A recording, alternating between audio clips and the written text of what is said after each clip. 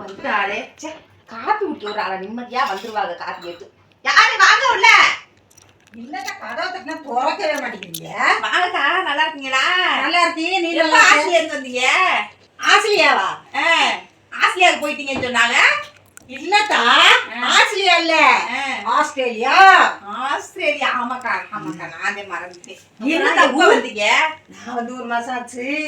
வீட்டுலதான் இருந்தேன். பிள்ளையெல்லாம் வெளியூர்ல இருக்குதுங்க. பெரிய வேலைக்கு போயிட்டேன். பேர பேத்தி மருமகள் எல்லாம் ஊர்ல இருக்காங்க. அது வாட்டுக்கு இருக்காங்க, நல்லா இருக்காங்க. நான் வந்து வீட்டுல ஒரே வெறுப்பா இருந்துச்சு. பக்கத்து வீட்டுக்கு போனேன். சின்ன தம்பி எங்க இருக்கு? சின்ன தம்பி எங்கேயோ வெளியூருக்கு படிக்க போறோம்னு எனக்கு அந்த ஊர் பேரே வல்லத்தா வாய்க்கல. எங்கேயோ போறோம்ட்டு ஊருக்கு போறோம்னு அது போய் 6-7 மாசம் ஆச்சு. சரி சரி. வீட்டுக்கு கொரோனா வந்ததுல தவறி போயிட்டாங்க. நான் மட்டும்தான் இருக்கு. அது தெரியுமே. அப்புறம் நீங்க ஆஸ்திரேலியாவுக்கு போனீங்க. ஆமா, மகன் இங்க இருக்குது. ஐயோ இருந்தேன். அந்த பேரம் பேத்திக்கிட்டே விட மாட்டேன் முடிச்சுங்க. சரி வந்தேன். சாக்லேட் எல்லாம் வாங்கிட்டு வந்தா இங்க வர்றது தெரியல, அடி கொடுத்துட்டு இருந்திருக்கேன். ஆமா, நீங்க போங்க அப்படித்தான் பண்ணீங்க. இங்க அந்த மருந்து சாக்லேட் எல்லாம் எடுத்துட்டு வாங்க. அங்க மருந்தெல்லாம் இருக்காதுக்கா. முட்டாயி இந்த விளையாட்டு சாமான் தான் இருக்கும். சிங்கப்பூர்னா மருந்து இருக்கும். மருந்துனா என்ன தகவல் தெரியுது?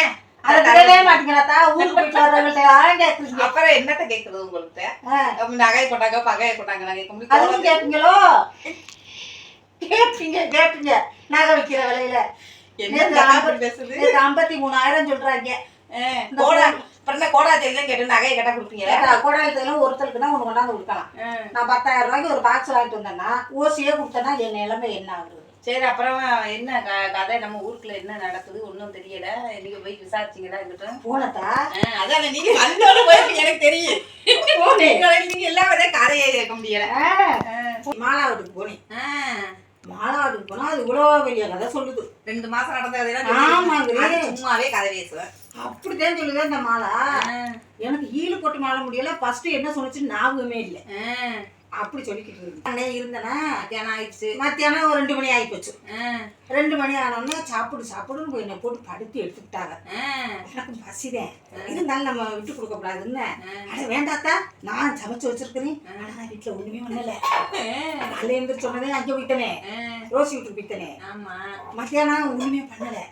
சரி நம்ம விட்டு கொடுக்க கூடாதுன்னு கத்திரிக்காய் முருங்காய் சாம்பார் வச்சிருக்கிறேன், உருளைக்கிழங்கு வறுத்துருக்கிறேன், சோறு வடிச்சிருக்கிறேன். நான் வீணா போயிடும், நான் போய் சாப்பிடுறேன், நான் போறேன்னு கையை பிடிச்சி இழுத்துக்கிட்டு தட்டில் சோத்தை போட்டு கொண்டாந்து கோழிக்குழம்பு ஊற்றிடுச்சு.